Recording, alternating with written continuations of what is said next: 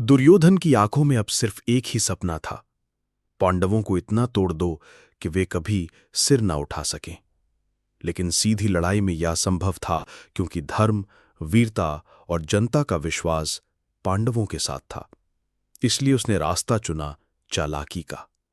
शकुनी का प्रवेश, पासों का जादूगर, गांधार का राजकुमार शकुनी, दुर्योधन का मामा, जो अपने भीतर सदियों का बदला और छल समेटे था। उसके पासों में सिर्फ अंक नहीं, बल्कि कहानियां और मौतें बसी थीं। हर बार पासे उसी तरफ गिरते जिधर शकुनी चाहता।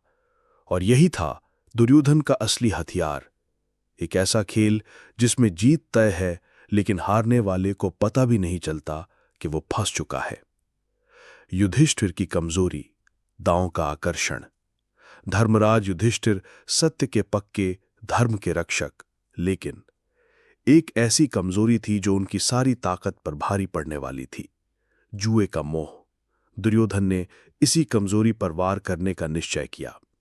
राजमहल में दुर्योधन ने सभा बुलवाई। दुर्योधन की मुस्कान में छल था और शकुनी के हाथों में वो पासे जिनसे इतिहास का सबसे बड़ा विश्वासघात लिखा जाने वाला था।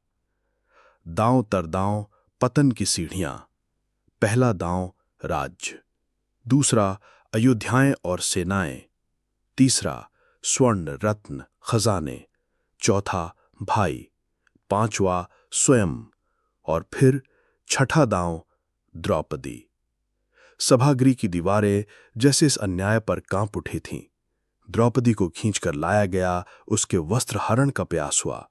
वो क्षण सिर्फ अपमान का नहीं, बल्कि आने वाले महासंग्राम की हुंकार थी। द्रौपदी ने सभा के बीच प्रतिज्ञा ली कि मैं इस अपमान का बदला लूंगी। मेरे खुले केश तब तक नहीं बंधेंगे जब तक इन अधर्मियों का रक्त मेरे हाथों को नहीं छू लेता।